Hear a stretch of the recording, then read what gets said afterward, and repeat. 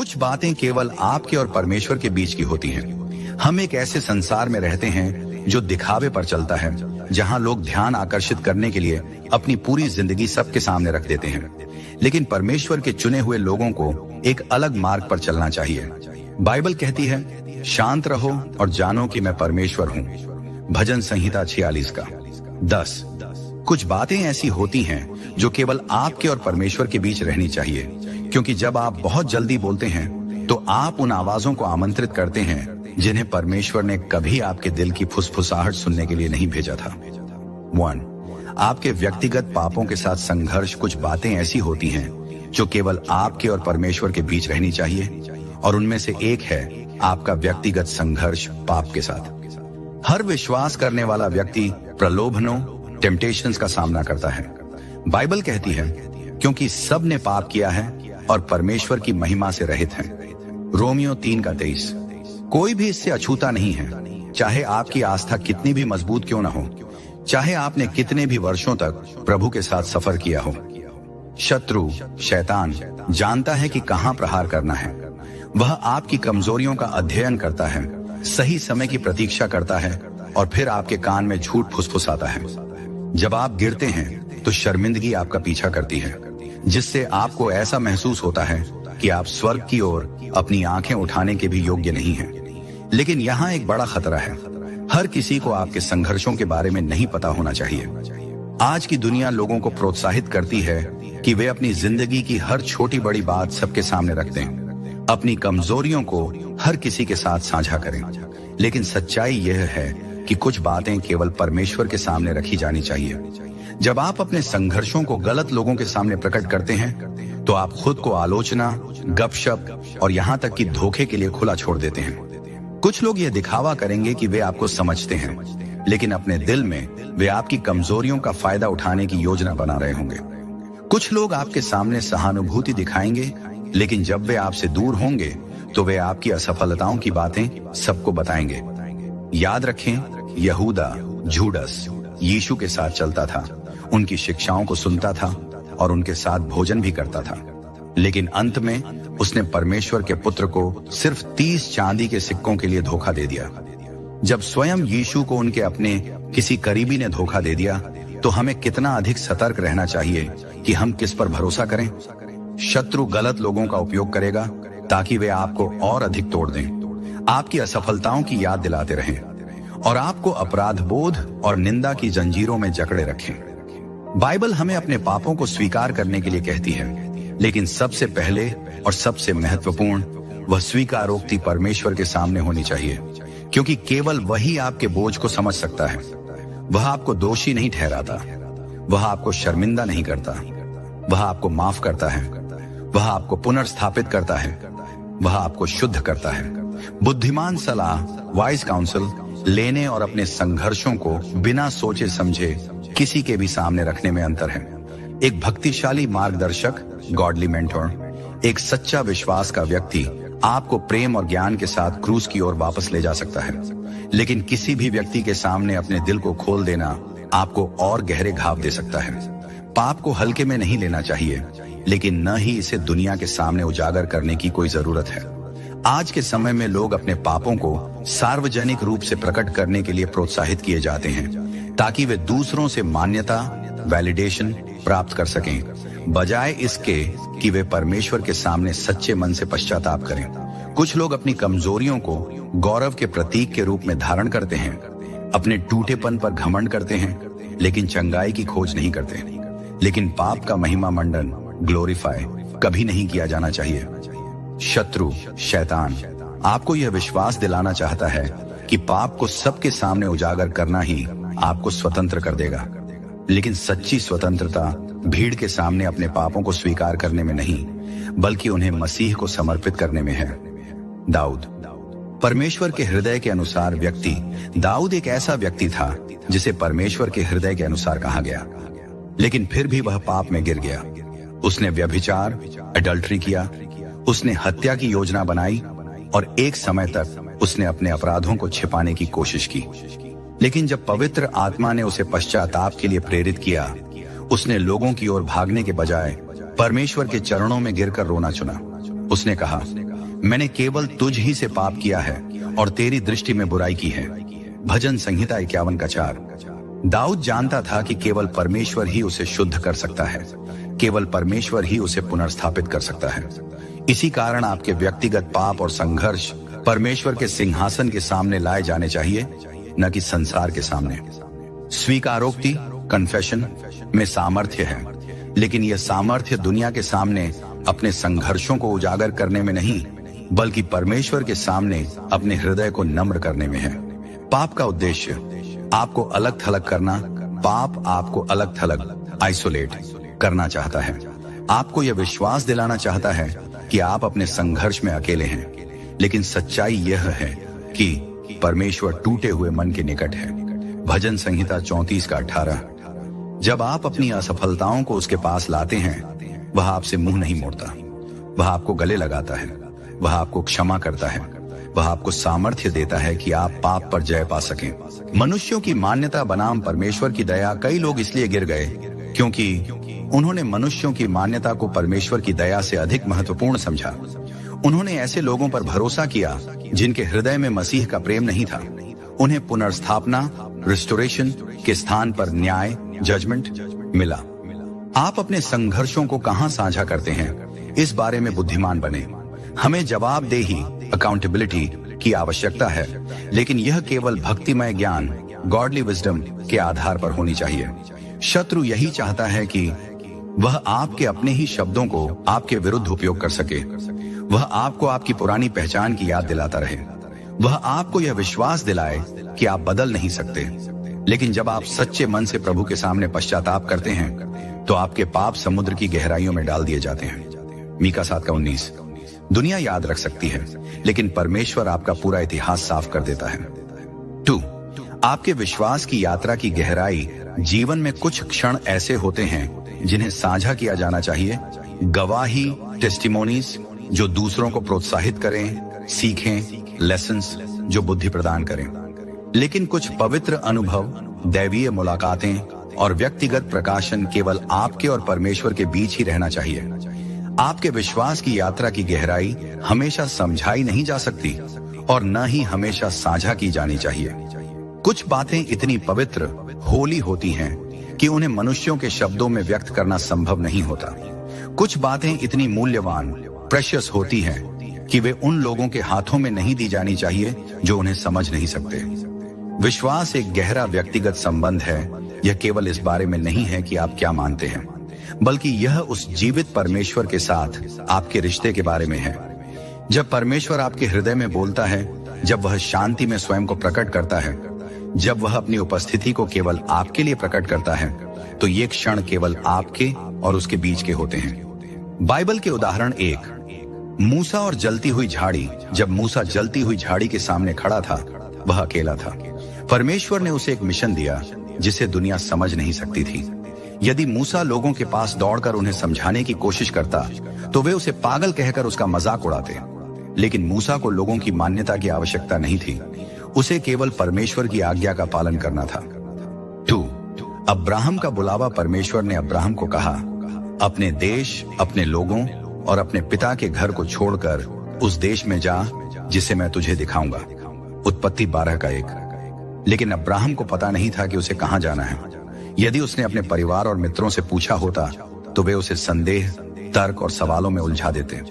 Abraham के पास केवल एक चीज थी, विश्वास। 3 यूसुफ के सपने। परमेश्वर ने यूसुफ को भविष्य के बारे में सपने दिए, लेकिन जब उसने अपने भाइयों को यह बताया, वे उससे जलने लगे। उन्होंने उसे धोखा दिया। हर कोई आपकी बुलाहट, कॉलिंग का जश्न नहीं मनाएगा। हर कोई आपके दर्शन, विजन को नहीं समझेगा। कुछ लोग आपसे जलेंगे, कुछ संदेह करेंगे और कुछ उसे नष्ट करने की कोशिश करेंगे। 4. यीशु का एकांत में प्रार्थना करना। यीशु के पीछे भीड़ चलती थी। उनके पास शिष्य थे जो उनसे सीखते थे, लेकिन फिर भी वे अक्सर अकेले में पिता से प्रार्थना करते थे। उन्होंने हर चीज सभी को प्रकट नहीं की। उन्होंने उपदेशों में दृष्टांत, पैराबल्स का उपयोग किया ताकि केवल खुले दिल वाले लोग ही समझ सकें। जब परमेश्वर आपके जीवन में कार्य करना शुरू करता है, हर किसी को सब कुछ बताने की जरूरत नहीं होती। कुछ बातें केवल आपके और परमेश्वर के बीच रहनी चाहिए। विश्वास और परमेश्वर की बुलाहट। जब दुनिया नहीं समझती, हमारे जीवन में ऐसे क्षण आते हैं जब परमेश्वर सीधे हमसे बात करता है। ऐसे समय भी होंगे जब वह हमें किसी महान कार्य के लिए बुलाएगा, जब वह हमारे हृदय में एक दर्शन, विजन रखेगा जिसे अन्य लोग नहीं देख पाएंगे। लेकिन यदि आप सावधान नहीं हैं और गलत लोगों के साथ अधिक बातें साझा करते हैं, तो यह अनावश्यक संदेह और निराशा को जन्म दे सकता है। कुछ लोग आपको परमेश्वर की योजना से दूर करने की कोशिश करेंगे, कुछ आपके विश्वास का उपहास करेंगे, क्योंकि वे नहीं समझते कि जो मनुष्यों के लिए असंभव है वह परमेश्वर के लिए संभव है। लूका 18:27। 1. विश्वास मान्यता अप्रूवल के लिए नहीं, परमेश्वर पर निर्भरता के लिए है। यह संसार प्रमाण, तर्क और व्याख्या की मांग करता है, लेकिन विश्वास अदृश्य में कार्य करता है। बाइबल कहती है, अब विश्वास आशा की हुई वस्तुओं का आधार और अनदेखी वस्तुओं का प्रमाण है। इब्रानियों 11:1। विश्वास हमेशा तर्क संगत, लॉजिकल नहीं होता। विश्वास हमेशा समझाया नहीं जा सकता। विश्वास उनके द्वारा नहीं समझा जाता जिन्होंने इसे कभी अनुभव नहीं किया। परमेश्वर कभी कभी आपको ऐसे मार्ग पर चलने के लिए बुलाएगा जो आपके आसपास के लोगों के लिए बिल्कुल अव्यवहारिक, इलॉजिकल लगेगा। वह आपसे पहले कदम उठाने के लिए कहेगा और बाद में रास्ता दिखाएगा। वह आपसे अनिश्चितता में भी भरोसा करने को कहेगा। तो नूह का विश्वास, लोगों की हंसी के बावजूद परमेश्वर की आज्ञा का पालन। नूह को एक जहाज, आर्क बनाने के लिए कहा गया, जबकि कहीं भी बारिश का नामो निशान नहीं था। कल्पना करें कि उसे कितना उपहास सहना पड़ा होगा। लोगों ने कैसे उस पर संदेह किया होगा, कैसे उन्होंने पूछा होगा, नूह, ये बाढ़ कहाँ है जिसकी तुम बात कर रहे हो। लेकिन नूह को मनुष्यों की मान्यता की आवश्यकता नहीं थी, उसे केवल परमेश्वर की आज्ञा का पालन करना था। यदि नूह अपना समय सभी संदेहियों को उत्तर देने में लगाता, तो शायद वह कभी परमेश्वर के आदेश को पूरा नहीं कर पाता। इसलिए उसने केवल विश्वास किया, उसने परमेश्वर पर भरोसा रखा, उसने आज्ञाकारिता चुनी, भले ही उसे पूरा समझ नहीं आया। 3. जब परमेश्वर आपको परीक्षा और संघर्षों से गुजारता है, परमेश्वर कभी कभी आपको घाटियों से ले जाएगा। आपको परीक्षाओं से गुजारकर आपके विश्वास की परीक्षा लेगा। आपको ऐसे कठिन दौर से निकालेगा जिसे कोई और नहीं समझ सकता। कुछ बातें केवल आपके और परमेश्वर के बीच की होती हैं। यदि आप हर आत्मिक अनुभव उन लोगों से साझा करेंगे जो आत्मिक विवेक, स्पिरिचुअल डिसर्नमेंट नहीं रखते, तो वे आपको हतोत्साहित कर सकते हैं। याद रखें, हर कोई आपकी यात्रा पर नहीं चलेगा। हर किसी का विश्वास आपके जितना मजबूत नहीं होगा। कुछ लोग डर, संदेह और मानव बुद्धि की सीमाओं में ही कार्य करते हैं। जब आप अविश्वासियों से बहुत अधिक साझा करते हैं, तो आप उनके संदेह को अपने हृदय में जड़ जमाने का अवसर देते हैं। 4. पतरस का पानी पर चलना। जब विश्वास डगमगाने लगता है, पतरस ने पानी पर चलना शुरू किया क्योंकि उसका विश्वास यीशु में था। लेकिन जैसे ही उसने यीशु से अपनी आंखें हटाकर तूफान को देखा, वह डूबने लगा। जब आप लोगों की राय पर अधिक ध्यान देते हैं, मनुष्यों की स्वीकृति, अप्रूवल को परमेश्वर से अधिक प्राथमिकता देते हैं, तो आपका विश्वास डगमगाने लगता है। शत्रु यही चाहता है। वह लोगों के शब्दों को उपयोग करेगा ताकि आप संदेह करने लगें। वह आपके हृदय में अविश्वास के बीज बोएगा।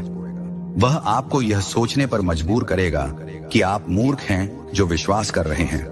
लेकिन विश्वास का अर्थ दुनिया की बुद्धि पर निर्भर रहना नहीं है। विश्वास का अर्थ उस परमेश्वर पर भरोसा करना है जो इस पूरी सृष्टि को नियंत्रित करता है। 5. जब परमेश्वर आपको कुछ छोड़ने के लिए कहता है, परमेश्वर कभी कभी आपसे वह छोड़ने को कहेगा जिसे आपने हमेशा जरूरी समझा था। आपको अज्ञात, अननोन में कदम रखने को कहेगा बिना पूरी योजना बताए। आपको ऐसे संघर्षों से गुजारेगा जो आपको परिशुद्ध, रिफाइंड करें। ये क्षण गहरे व्यक्तिगत होते हैं। इन्हें हमेशा साझा करने की आवश्यकता नहीं होती, क्योंकि हर कोई समझ नहीं सकता। 6. पौलुस की स्वर्गीय दृष्टि। कुछ अनुभव शब्दों से परे होते हैं। पौलुस को स्वर्ग की एक झलक दी गई थी। यह दर्शन इतना शक्तिशाली था कि वह इसे शब्दों में नहीं डाल सका। उसने कहा, मैंने ऐसी बातें सुनी जो इतनी अद्भुत थीं कि उन्हें मनुष्य द्वारा कहा नहीं जा सकता। 2 कुरिन्थियों 12:4। कुछ आत्मिक अनुभव इतने पवित्र होते हैं कि वे तर्क से परे होते हैं, इतने गहरे होते हैं कि वे संसार के साथ साझा नहीं किए जा सकते। इतने दिव्य होते हैं कि केवल आपके और परमेश्वर के बीच होते हैं। निष्कर्ष, जो परमेश्वर ने आपको दिया है उसे हर किसी के साथ साझा न करें। यदि परमेश्वर ने आपको एक दर्शन दिया है तो हर किसी से मान्यता पाने की आवश्यकता नहीं है। यदि परमेश्वर आपको कुछ करने के लिए बुला रहा है तो दूसरों के संदेह से प्रभावित न हो। यदि परमेश्वर आपसे एक गहरी यात्रा पर चलने को कह रहा है तो आपको हर किसी को स्पष्टीकरण देने की जरूरत नहीं, क्योंकि विश्वास देखे हुए पर नहीं परंतु अनदेखे पर चलता है। 2 कुरिन्थियों 5:7। इसलिए जब परमेश्वर आपको बुलाए तो संसार की अपेक्षाओं को छोड़कर केवल उसकी आज्ञा का पालन करें। जब परमेश्वर की योजना आपके लिए व्यक्तिगत होती है, हर चीज साझा करने के लिए नहीं होती। हर दिव्य अनुभव सभी के लिए प्रकट करने योग्य नहीं होता। कभी कभी परमेश्वर जो कुछ आपके जीवन में कर रहा है वह केवल आपके और उसके बीच होता है। 1, जब परमेश्वर आपको अलग करता है, परमेश्वर कभी कभी आपको अलग करेगा। आपको बुलाएगा कि आप गहरे जल में उतरें, आपको ऐसी स्थिति में डालेगा जहां केवल वही आपका सहारा हो। लोग समझ नहीं पाएंगे कि आप इतने समर्पित क्यों हैं, आप इतनी प्रार्थना क्यों करते हैं, आप समझौता करने से क्यों इनकार करते हैं, आप असंभव परिस्थितियों में भी भरोसा क्यों रखते हैं। लेकिन विश्वास लोगों की समझ के लिए नहीं होता, यह जीने के लिए होता है। 2, भविष्य की योजनाएं और परमेश्वर की बुलाहट। परमेश्वर आपकी योजनाएं हर किसी से साझा करने के लिए नहीं देता, क्योंकि जब परमेश्वर आपके हृदय में एक दर्शन, विजन रखता है तो वह शुरुआत में कोमल और संवेदनशील होता है। यदि आप इसे बहुत जल्दी साझा करते हैं तो लोग उसमें संदेह के बीज बो सकते हैं जहां विश्वास को बढ़ना चाहिए। यूसुफ का उदाहरण लें। परमेश्वर ने उसे सपने दिए, उसने उन सपनों को अपने भाइयों से साझा किया। इसके बजाय कि वे उसे प्रोत्साहित करें, वे ईर्ष्या करने लगे। उन्होंने उसे बेच दिया, उसे कैद करवा दिया और उसे रोकने की कोशिश की। यूसुफ नहीं जानता था कि हर कोई आपके सपने को सुनने के लिए तैयार नहीं है। कुछ लोग केवल इसलिए आपको रोकने की कोशिश करेंगे क्योंकि वे असुरक्षित महसूस करते हैं, वे ईर्ष्या करते हैं। उन्हें डर होता है कि यदि आप ऊपर उठेंगे तो वे पीछे छूट जाएंगे। 3, जब परमेश्वर बुलाता है तो वह दुनिया से अनुमति नहीं लेता। जब परमेश्वर बुलाता है तो वह अनुमोदन, अप्रूवल नहीं मांगता। आपके दोस्तों से नहीं, आपके परिवार से नहीं, यहां तक कि आपसे भी नहीं। यशायाह 55:8-9 कहता है, मेरे विचार तुम्हारे विचारों से भिन्न हैं और मेरी योजनाएं तुम्हारी योजनाओं से अलग हैं। अब्राहम को देखें, परमेश्वर ने उसे बुलाया कि वह अपना देश छोड़ दे। उसने गंतव्य, डेस्टिनेशन नहीं बताया, बस आज्ञा दी कि जाओ। कल्पना करें कि लोगों ने उससे कैसे सवाल किए होंगे, ओ कहां जा रहे हो, ओ तुम्हें कैसे पता कि यह परमेश्वर की इच्छा है। लेकिन अब्राहम के पास उत्तर नहीं थे, केवल विश्वास था। यदि अब्राहम दूसरों की अनुमति के लिए रुका होता, उनकी स्वीकृति के लिए इंतजार करता, तो शायद वह कभी पहला कदम नहीं उठाता। 4, जब आप दूसरों की आवाजें सुनते हैं तो परमेश्वर की आवाज फीकी पड़ने लगती है। कभी कभी बहुत अधिक लोगों की राय लेना नुकसानदेह होता है। यदि आप बहुत अधिक सलाह लेते हैं, यदि आप बहुत अधिक अनुमोदन चाहते हैं तो आप उलझ सकते हैं और स्थिर हो सकते हैं। याद रखें, भेड़ें मेरे स्वर को पहचानती हैं और मेरा अनुसरण करती हैं। यूहन्ना 10:27।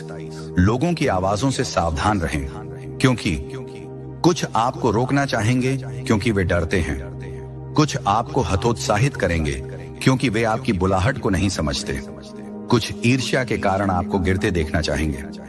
5, जब कोई आपकी बुलाहट नहीं देखता तब भी परमेश्वर उसे देखता है। याद करें, जब दाऊद को राजा के रूप में अभिषिक्त किया गया था, वह सिर्फ एक चरवाहा लड़का था। उसके पिता ने उसे महत्व नहीं दिया, उसके भाइयों ने उसे तुच्छ जाना। यहां तक कि शमूएल भविष्यवक्ता ने पहले किसी और को चुना, लेकिन परमेश्वर ने उसे चुना। यदि दाऊद दूसरों की मान्यता का इंतजार करता, इस बात की प्रतीक्षा करता कि लोग उसे राजा के रूप में देखें, तो वह कभी राजा नहीं बनता। परंतु उसने परमेश्वर पर भरोसा रखा। वही विश्वास आपको भी रखना होगा। कभी कभी परमेश्वर आपको ऐसी जगह ले जाएगा जो दिखने में बंजर लगती है। परमेश्वर अक्सर हमें ऐसे स्थानों पर ले जाता है जो पहली नजर में निराशाजनक लगते हैं। जब इजरायली जंगल में गए, वहां कोई स्पष्ट रास्ता नहीं था। वह प्रतीत होता था जैसे एक गलत दिशा। लेकिन वह प्रतिज्ञा भूमि तक पहुंचने का एकमात्र रास्ता था। परमेश्वर कभी कभी आपको एक अपरिचित मार्ग पर ले जाएगा। यदि आप इसे दूसरों के साथ साझा करते हैं तो वे कह सकते हैं, यह काम नहीं करेगा, यह बहुत जोखिम भरा है। क्या तुम्हें पक्का पता है कि यह परमेश्वर की योजना है? 7वां, अपनी बुलाहट बहुत जल्दी साझा करने से अनावश्यक बाधाएं आ सकती हैं। कुछ लोग आपको प्यार से हतोत्साहित करेंगे क्योंकि वे आपको विफलता से बचाना चाहते हैं। अन्य लोग आपको ईर्ष्या से रोकना चाहेंगे क्योंकि वे नहीं चाहते कि आप आगे बढ़ें। निष्कर्ष, आपकी बुलाहट सबके लिए नहीं है। यदि परमेश्वर ने आपको दर्शन दिया है तो हर किसी से मान्यता पाने की आवश्यकता नहीं है।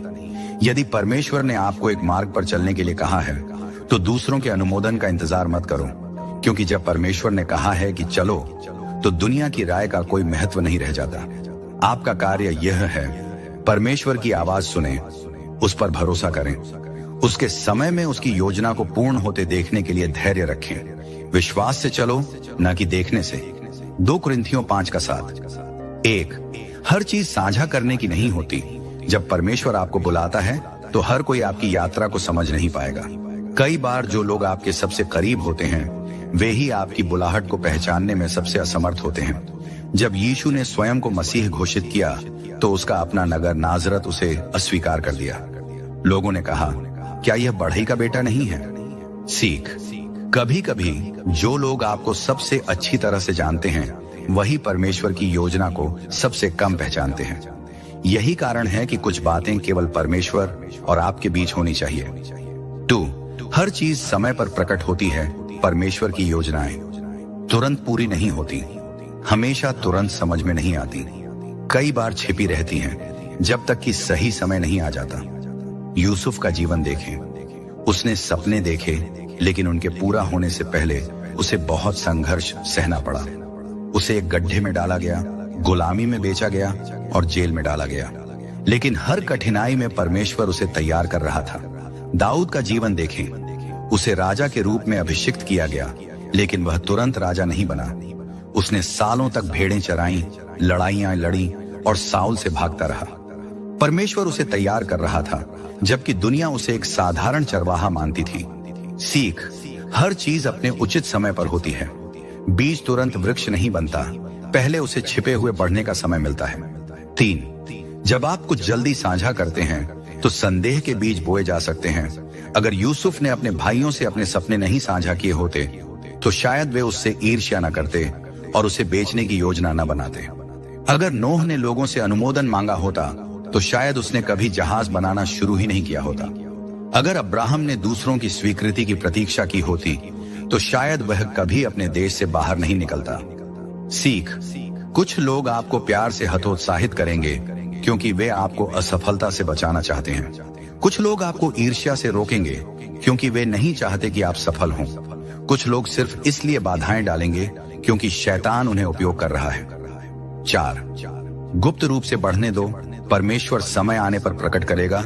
यीशु ने अक्सर भीड़ से दूर जाकर प्रार्थना की।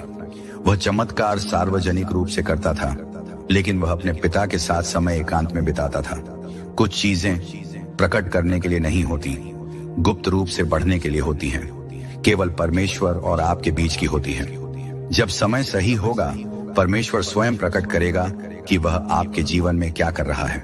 5वां, अपने दान और भले कार्यों को गुप्त रखो। आज की दुनिया परोपकार, चैरिटी को दिखाने के लिए प्रोत्साहित करती है, लेकिन यीशु ने सिखाया कि दान गुप्त रूप से किया जाना चाहिए। मत्ती 6:1-4 कहता है, जब तुम दान देते हो तो इसे लोगों के सामने मत करो, ताकि तुम्हारे बाएं हाथ को न पता चले कि दाएं हाथ ने क्या किया। तब तुम्हारा स्वर्गीय पिता जो गुप्त में देखता है तुम्हें प्रतिफल देगा। फरीसी लोग कैसे थे? वे अपने दान को दिखावा करते थे। वे ध्यान आकर्षित करने के लिए दान करते थे। वे मनुष्यों से प्रशंसा चाहते थे, परमेश्वर से नहीं। लेकिन सच्ची भलाई गुप्त रूप से की जाती है। जब आप प्रभु के प्रेम से प्रेरित होकर मदद करते हैं, जब आप किसी भूखे को बिना किसी दिखावे के भोजन देते हैं, जब आप गुप्त रूप से किसी को प्रोत्साहित करते हैं। सीख, यदि तुम्हारा उद्देश्य लोगों से प्रशंसा प्राप्त करना है तो तो वही तुम्हारा इनाम है। लेकिन यदि तुम्हारा उद्देश्य परमेश्वर की महिमा करना है तो तुम्हारा इनाम स्वर्ग में है। निष्कर्ष, हर चीज प्रकट करने की नहीं होती। हर कोई आपकी बुलाहट को नहीं समझेगा, तो हर किसी को बताने की आवश्यकता नहीं है। 2, कुछ चीजें समय पर ही प्रकट होती हैं, इसलिए धैर्य रखें। 3, जल्दी साझा करने से संदेह पैदा हो सकता है, इसलिए बुद्धिमान बने। 4, परमेश्वर स्वयं आपको समय पर स्थापित करेगा, इसलिए उसके समय का इंतजार करें। 5, दान और भले कार्यों को गुप्त रूप से करें ताकि उनका इनाम परमेश्वर से मिले, न कि मनुष्यों से। याद रखें, जो कुछ गुप्त में किया जाता है परमेश्वर उसे अपने समय पर प्रकट करता है। जो कुछ विश्वास में बोया जाता है वह अपने समय पर फल देता है। गुप्त दान और सच्ची उदारता का महत्व। दान और भलाई का उद्देश्य क्या है? यीशु ने सिखाया कि सच्ची उदारता प्रसिद्धि के लिए नहीं होती, अपनी धार्मिकता दिखाने के लिए नहीं होती, बल्कि परमेश्वर की महिमा के लिए होती है। फरीसी लोग कैसे थे? वे दान देते समय दिखावा करते थे, वे लोगों की वाहवाही चाहते थे। लेकिन यीशु ने उन्हें कपटी कहा, सीख, अगर हम दान इसलिए देते हैं कि लोग हमें अच्छा समझें तो हमने पहले ही अपना इनाम ले लिया है। लेकिन अगर हम गुप्त रूप से देते हैं तो परमेश्वर स्वयं हमें प्रतिफल देगा। 2, सच्ची उदारता का मापदंड। मत्ती 6:3-4। जब तुम दान दो तो तुम्हारा बायां हाथ न जाने कि दायां हाथ क्या कर रहा है, ताकि तुम्हारा दान छिपा रहे, और तुम्हारा पिता जो गुप्त में देखता है वह तुम्हें प्रतिफल देगा। सच्ची उदारता गुप्त रूप से दी जाती है, किसी इनाम की अपेक्षा के बिना होती है। यह प्रदर्शन के लिए नहीं बल्कि प्रेम से की जाती है। विधवा का छोटा सा दान। जब लोग मंदिर में बहुत बड़ी राशि दान कर रहे थे तो एक गरीब विधवा ने सिर्फ 2 सिक्के डाले। यीशु ने कहा, इसने सबसे अधिक दिया है, क्योंकि उसने अपनी संपत्ति से नहीं बल्कि अपने हृदय से दिया था। सीख, परमेश्वर के लिए महत्वपूर्ण यह नहीं कि हम कितना देते हैं, बल्कि यह कि हम कैसे और किस मन से देते हैं। 3, भलाई गुप्त रूप से करने का मूल्य। यीशु ने कई बार चमत्कार किए, लेकिन अक्सर लोगों से कहा, किसी को मत बताना। जब उसने किसी को चंगा किया तो उसने प्रचार करने के बजाय प्रार्थना में समय बिताया। जब उसने 5000 लोगों को भोजन खिलाया तो उसने कोई महिमा नहीं मांगी। गुप्त रूप से भलाई करने के फायदे। गण अभिमान से बचाते हैं। जब हम गुप्त रूप से देते हैं तो हमारा हृदय नम्र बना रहता है। 2, शैतान के प्रलोभन से बचाते हैं। शैतान हमें कहेगा, कोई तुम्हारी सराहना नहीं कर रहा, क्यों देते हो? लेकिन हमें परमेश्वर पर भरोसा रखना है। 3, परमेश्वर हमें प्रतिफल देता है। जो चीजें मनुष्य की नजर में छोटी हैं, वे परमेश्वर की नजर में बहुमूल्य हैं। सीख, जो कुछ तुम गुप्त में करते हो परमेश्वर उसे खुलकर प्रतिफल देगा। 4, दान केवल पैसे तक सीमित नहीं है। सच्ची उदारता समय देने में है, दूसरों की बातें सुनने में है, अकेले लोगों के साथ खड़े रहने में है, भूखों को भोजन देने में है, गरीबों को वस्त्र देने में है, बीमारों से मिलने और उनके लिए प्रार्थना करने में है। यीशु ने क्या किया? उसने बिना शर्त प्रेम दिखाया। उसने गुप्त रूप से जरूरतमंदों की मदद की। उसने सिर्फ पैसे नहीं बल्कि अपने जीवन को भी दिया। सीख, सच्ची उदारता केवल पैसे देने में नहीं बल्कि अपने हृदय और समय देने में है। 5, स्वर्ग में सहेजा गया इनाम। कई बार लोग कहेंगे, तुम्हारी अच्छाई की कोई कद्र नहीं करता, तुमने इतनी मेहनत की पर किसी ने धन्यवाद तक नहीं कहा। लेकिन याद रखें, परमेश्वर देख रहा है। उसका प्रतिफल मनुष्यों के सम्मान से कहीं अधिक बहुमूल्य है। दुनिया चाहती है कि भलाई का इनाम तुरंत मिले, लेकिन परमेश्वर का इनाम अनंत काल के लिए है। मनुष्य केवल बाहरी चीजें देखते हैं, लेकिन परमेश्वर हमारे हृदय को देखता है। सीख, जो कुछ हम गुप्त में करते हैं परमेश्वर उसे अपने समय पर प्रकट करेगा और इनाम देगा। निष्कर्ष, क्यों गुप्त रूप से देना महत्वपूर्ण है? 1, यीशु ने यही सिखाया, दिखावे से दूर रहकर गुप्त रूप से देना। 2, अभिमान से बचाव। जब हम गुप्त रूप से देते हैं तो हमारा हृदय शुद्ध रहता है। 3, शैतान के झूठ से बचाव। जब कोई हमारे कार्यों की सराहना नहीं करता तब भी हमें हतोत्साहित नहीं होना चाहिए। 4, स्वर्गीय प्रतिफल। जो हम गुप्त में करते हैं उसका प्रतिफल स्वर्ग में मिलेगा। 5, सच्चा प्रेम और करुणा। सच्ची भलाई वह होती है जो किसी बदले की उम्मीद के बिना की जाए। याद रखें, सच्ची उदारता वह होती है जो केवल परमेश्वर के लिए की जाए, न कि मनुष्यों की प्रशंसा के लिए। आध्यात्मिक युद्ध और दिव्य प्रकाशन। 1। आध्यात्मिक युद्ध वास्तविक है। हमारी लड़ाई तलवारों और ढालों से नहीं, बल्कि मन, आत्मा और हृदय में लड़ी जाती है। यह युद्ध अनदेखे क्षेत्रों में होता है, जहां प्रकाश और अंधकार की शक्तियां हमारे भाग्य और विश्वास के लिए संघर्ष करती हैं। जब कोई मसीह के साथ चलने का चुनाव करता है तो वह युद्ध के मैदान पर कदम रखता है। शैतान उन्हीं को निशाना बनाता है जो परमेश्वर के करीब जाना चाहते हैं। सीख, शैतान उन पर हमला नहीं करता जो पहले ही उसके वश में हैं, बल्कि उन पर जो धर्मी जीवन जीने का प्रयास कर रहे हैं। 2। शैतान का सबसे बड़ा हथियार धोखा। शैतान झूठ बोलता है ताकि आप परमेश्वर की बातों पर संदेह करें। वह आपको अकेला महसूस कराता है, कहता है कि तुम कमजोर हो, तुम कभी सफल नहीं हो सकते। उत्पत्ति में शैतान ने हव्वा से यही किया। क्या सच में परमेश्वर ने कहा? सत्य को थोड़ा सा मोड़कर उसने हव्वा को धोखा दिया। शैतान के हथियार 1। डर और चिंता, जिससे हम परमेश्वर की योजनाओं पर संदेह करें। 2। प्रलोभन, जिससे हम सत्य से भटक जाएं। 3। हताशा और निराशा, जिससे हम हार मान लें। सीख, हर बार जब शैतान तुमसे झूठ बोले तो उसे परमेश्वर के वचन की सच्चाई से जवाब दो। 3। हमारी आत्मिक लड़ाई के शस्त्र परमेश्वर ने हमें आत्मिक युद्ध के लिए हथियार दिए हैं। 1। परमेश्वर का वचन, बाइबल हमारी तलवार। इब्रानियों 4:12। परमेश्वर का वचन जीवित और प्रभावशाली है और किसी भी दोधारी तलवार से अधिक तेज है। यीशु ने जंगल में शैतान को हराया परमेश्वर के वचन से। 2। प्रार्थना, हमारी ढाल। जब हम प्रार्थना करते हैं तो हम आत्मिक सुरक्षा में आ जाते हैं। शैतान को प्रार्थना करने वाले लोग सबसे अधिक डराते हैं। 3। विश्वास, शैतान के तीरों को रोकने वाली ढाल। इफिसियों 6:16। विश्वास की ढाल लो, जिससे तुम उस दुष्ट के सब जलते हुए तीरों को बुझा सको। जब शैतान कहे तुम नहीं कर सकते, तो विश्वास कहता है परमेश्वर कर सकता है। सीख, आध्यात्मिक युद्ध आत्मिक हथियारों से लड़ा जाता है, प्रार्थना, विश्वास और परमेश्वर के वचन से। 4। सबसे कठिन युद्ध ब्रेक थ्रू, उत्थान से पहले आते हैं। यीशु का सबसे बड़ा प्रलोभन उनके सेवकाई के प्रारंभ में हुआ। अय्यूब ने सबसे बड़ी परीक्षा सही, लेकिन परमेश्वर ने उसे 2 गुना आशीष दी। पौलुस ने अपने सबसे बड़े प्रकाशन जेल में पाए। जब हम अपनी परीक्षा के दौर से गुजर रहे होते हैं, तब हमें लगता है कि परमेश्वर दूर है, लेकिन वास्तव में वह सबसे करीब होता है। शैतान के हमले कब तेज होते हैं? 1। जब आप परमेश्वर के करीब जाते हैं। 2। जब आप परमेश्वर की योजना में आगे बढ़ते हैं। 3।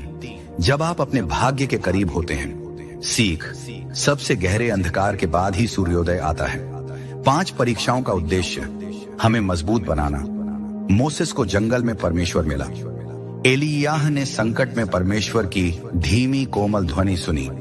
यूसुफ को गड्ढे में फेंका गया, जेल में रखा गया, लेकिन राजा बनने की तैयारी चल रही थी।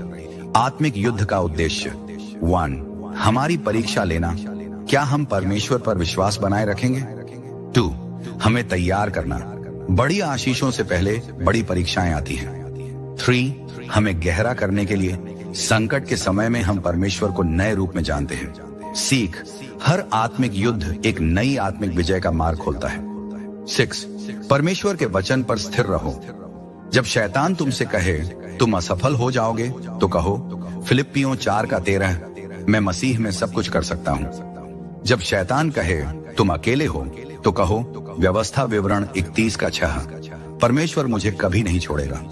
जब शैतान कहे तुम्हारी समस्या का कोई हल नहीं, तो कहो यिर्मयाह 22:27, परमेश्वर के लिए कुछ भी कठिन नहीं है। सीख, शैतान को जवाब मत दो, उसे परमेश्वर के वचन से हराओ। 7। निष्कर्ष, युद्ध परमेश्वर का है, विश्वास हमारा है। आत्मिक युद्ध कठिन होते हैं, लेकिन हमें घबराना नहीं चाहिए। जब हम कमजोर होते हैं, तब परमेश्वर हमारी ताकत बन जाता है। यह लड़ाई हमारी नहीं, परमेश्वर की है। याद रखें, प्रार्थना में बने रहो, परमेश्वर के वचन पर स्थिर रहो, विश्वास में आगे बढ़ो। परमेश्वर तुम्हारे लिए युद्ध करेगा। सीख, तुम लड़ाई मत लड़ो, बस परमेश्वर पर भरोसा रखो, वह तुम्हारे लिए युद्ध करेगा। अंधकार में मार्गदर्शन। परमेश्वर स्वयं को ज्योति के रूप में प्रकट करते हैं जब हम आत्मिक अंधकार में होते हैं। जब हमें दिशा नहीं दिखती, तब परमेश्वर स्वयं को प्रकाश के रूप में प्रकट करते हैं। आध्यात्मिक युद्धों के बाद अक्सर दिव्य प्रकटन, डिवाइन एनकाउंटर्स होते हैं। याकूब ने पूरी रात परमेश्वर से संघर्ष किया और कहा, मैं तुझे छोड़ूंगा नहीं जब तक तू मुझे आशीर्वाद न दे। उत्पत्ति 22:26। उस संघर्ष के बाद याकूब का नाम बदलकर इजराइल कर दिया गया और वह एक बदले हुए व्यक्ति के रूप में निकला। इसी प्रकार शिष्य तूफान में डर गए, लेकिन इसी तूफान में उन्होंने यीशु को पानी पर चलते देखा। सीख। तूफान तुम्हें यीशु की सामर्थ्य देखने का अवसर देते हैं। संघर्ष के बाद ही नया प्रकाशन, रेवलेशन आता है। संघर्ष के बाद आशीष क्यों आती है? एक दबाने, प्रेसिंग के बाद ही तेल निकलता है। वो जैतून का तेल तभी निकलता है जब उसे कुचला जाता है। वो हमारी आत्मिक गहराई भी तब बढ़ती है जब हम परीक्षाओं से गुजरते हैं। 2. पीड़ा के बाद सुगंध आती है। वो इत्र तभी महकता है जब उसे पीसा जाता है। वो जब हम टूटते हैं, परमेश्वर की महिमा हमारी गवाही से चमकती है। 3. अंधकार के बाद प्रकाश आता है। वो जोसेफ गड्ढे में डाला गया, गुलामी में बेचा गया, झूठा दोषी ठहराया गया, लेकिन अंत में मिस्र का प्रधान बना। वो जो शैतान ने बुराई के लिए सोचा था, परमेश्वर ने उसे भलाई में बदल दिया। उत्पत्ति 50:20। सीख। तुम्हारी परीक्षा तुम्हारे भाग्य की ओर एक सीढ़ी है। परमेश्वर पहले से ही विजय सुनिश्चित कर चुका है। शत्रु हमला कर सकता है, लेकिन जीत नहीं सकता। युद्ध भयंकर हो सकता है, लेकिन परिणाम पहले से तय है। हर परीक्षा, हर संघर्ष परमेश्वर की संप्रभुता, सॉवरेंटी के अधीन है। याद रखने योग्य बातें। शैतान तुम्हें गिराने की कोशिश करेगा, लेकिन परमेश्वर तुम्हें उठाने की योजना बना रहा है। जो तुम पर हमला करता है, परमेश्वर उसे तुम्हारी आशीष में बदल देगा। युद्ध में परमेश्वर तुम्हें अकेला नहीं छोड़ता, वह तुम्हारे साथ चलता है। सीख। शैतान का हमला तुम्हारे विनाश के लिए नहीं, बल्कि तुम्हारी उन्नति के लिए परमेश्वर द्वारा उपयोग किया जाएगा। परमेश्वर तुम्हारी परीक्षा को गवाही में बदलता है। यीशु ने पतरस से कहा, जब तुम लौट आओ तो अपने भाइयों को सामर्थी बनाना। लूका 22:32। तुम जो युद्ध लड़ रहे हो, वह केवल तुम्हारे लिए नहीं है। तुम्हारी गवाही किसी और के विश्वास को मजबूत करने के लिए होगी। तुम्हारे संघर्ष का अनुभव किसी और को उसके संघर्ष से निकलने में मदद करेगा। सीख। परमेश्वर तुम्हारी परीक्षा को तुम्हारी गवाही में बदल देगा, ताकि तुम दूसरों के लिए आशीष बन सको। परमेश्वर की उपस्थिति ही तुम्हारी सबसे बड़ी विजय है। जब शैतान कहे परमेश्वर दूर है, तो याद रखो कि परमेश्वर तुम्हारे सबसे कठिन समय में सबसे करीब होता है। शास्त्र कहता है, जब मैं निर्बल होता हूँ तभी मैं सामर्थी होता हूँ। 2 कुरिन्थियों 12:10। जब तुम खोए हुए महसूस करते हो, तब परमेश्वर की अगुवाई सबसे स्पष्ट होती है। जब तुम कमजोर होते हो, तब परमेश्वर अपनी शक्ति प्रकट करता है। सीख। तुम्हारी सबसे बड़ी आत्मिक विजय तुम्हारी सबसे कठिन परीक्षा के बाद आएगी।